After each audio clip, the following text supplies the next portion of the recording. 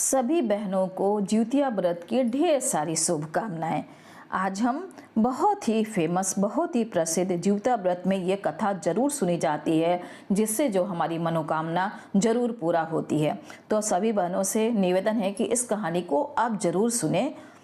तो यहाँ पे एक चील्हो और सियारिन की कहानी है। तो एक बहुत बड़ा पेड़ था, उसके ऊपर जो है चील रहती थी और सियारिन जो थी उसके बगल में झाड़ी थी, उसी में वो भी रहती थी। दोनों आसपास ही रहते थे, तो दोनों में दोस्ती बड़ी गहरी हो गई थी। जो भी कुछ दोनों आपस लाती खाने के लिए, दोनों आपस में ही बांटकर खाती थी। चीलो जो कुछ भी खाने को लेकर आती, उसमें सियारिन के लिए ज़रूर हिस्सा रखती, और जब सियारिन कुछ लेकर आती तो चीलो के लिए हिस्सा रखती। इस तरह से उनकी दोस्ती बड़ी पक्की हो गई थी। सियारिन भी चीलो को ऐसा ही ध्यान रखती थी। इस तरह दोनों के जीवन आनंद से कट रहे थे। एक बार वन में गांव की बहुत सारी औरतें आईं और जिस पेड़ के पास वो दोनों रहती थी, वहीं पर जिउतिया की पूजा की तैयारी कर रही थी। चीलो उस पूजा को बड़े ध्यान से देख रही थी और वो सब देख ली, सुन ली और उन लोग की कहानी भी सुनी। उसको बड़ा अच्छा लगा। वो अपनी सखी सियारिन को भी यह सब बताई। फिर चीलो और सियारिन ने तय किया कि वो भी यह व्रत करेंगी, ठीक ना, ताकि जो है जब उनका भी शादी हो और बच्चे हों तो उनके भी बच्चे लंबी आयु को प्राप्त करें। चीलो और सियारो ने जिउतिया का व्रत रखा। बड़ी निष्ठा और लगन से दोनों दिन भर भूखे प्यासे मंगल कामना करती हुई व्रत में मग्न रहीं। रात होते ही सियारिन को भूख प्यास सताने लगी, क्योंकि वो तो हड्डी खाने की उसकी आदत थी और वो सोची कि अब कैसे खाया जाए। जब चीलो सो गई तब ये तुरंत उठती है और बाहर की ओर निकल जाती है जंगल में, और जाकर मांस और हड्डी पेट भर खाती है। चीलो ने हड्डी चबाने की कड़ कड़ की आवाज़ सुनी। वह जंगल में खा रही थी और बड़ा शांत रहता है ना जंगल में रात का समय, और वो खटर खटर खा हड्डी चबाई जा रही है। चील्हो को तो उसकी आवाज़ सुन गई।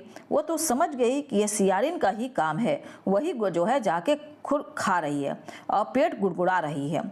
मगर चीलो को पता चल गया था। उसने सियारिन को जाकर कहा कि अब तो तुम्हारा व्रत भंग हो गया, तुमने जो संकल्प लिया था वो तो टूट गया।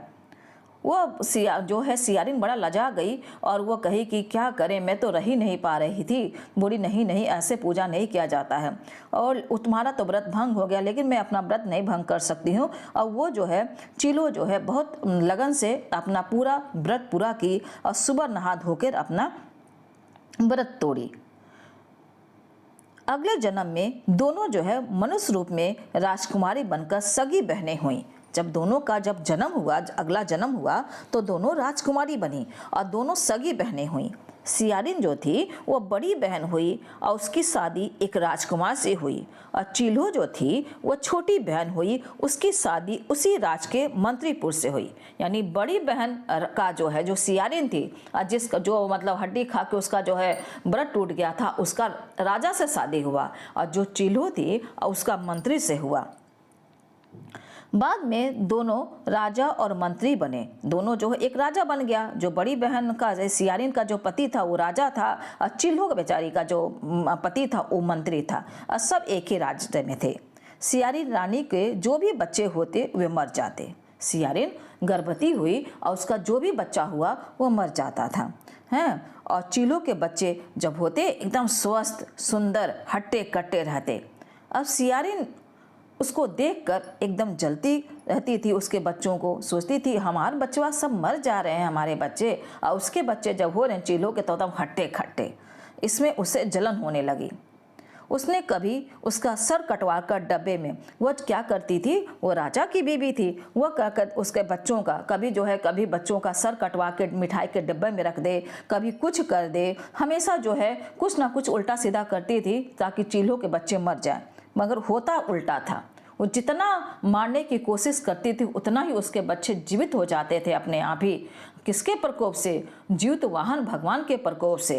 यही उनके प्रकोप ऐसा था क्योंकि वो इतना अच्छा व्रत करी थी, पूरा व्रत करी थी, उसका ये जो फल था अगले जन्म में उसको चील्हो को मिलता था। और सियारिन जल कट करके उसके बच्चों को मारने की कोशिश करती रहती थी। बार बार न सफल होने पर वह जाकर उससे कहती है सियारिन से चील्हों से, सियारिन कहती है चील्हों से, जब वो परेशान हो जाती है तो इसका कारण जानना चाहती है हैं। सोचती है कि जब मैं इतने बच्चों को उसको मारने की कोशिश को, उसके बच्चे नहीं मर रहे हैं, हमारे बच्चे पैदा होते ही मर जा रहे हैं। अब वो एकदम परेशान हो गई और सोची कि आखिर है तो हमारी बहन ही, शायद हमको इसका राज बता दे, कैसे स्वस्थ बच्चे हों, ये भी जान जाए कि हमारे बच्चे हमेशा बच्चा पैदा हो लेकिन हर साल उसके बच्चे मर जाएं। आखिर थी सोची कि हमारी बहन है छोटी, जरूर हमारा उपाय करेगी। चीलो नेचर की अच्छी थी, उसको जो है वो जानती थी कि जो भी ये चीज़ हो रहा है वो सब सियारिन ही कर रही है। तब वो कहती है कि बहन, ये सब तुम्हारे कर्मों का फल है।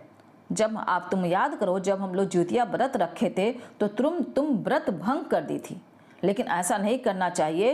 ये जो है व्रत ऐसा है जिसमें कुछ भी नहीं खाया पाए, पूरा दिन रात रहा जाता, अगले दिन ऐसा किया जाता है। उसी का नतीजा जो है तो जो है सब दोनों हाथ जोड़ के जीवित वाहन से भगवान से मांगते हैं।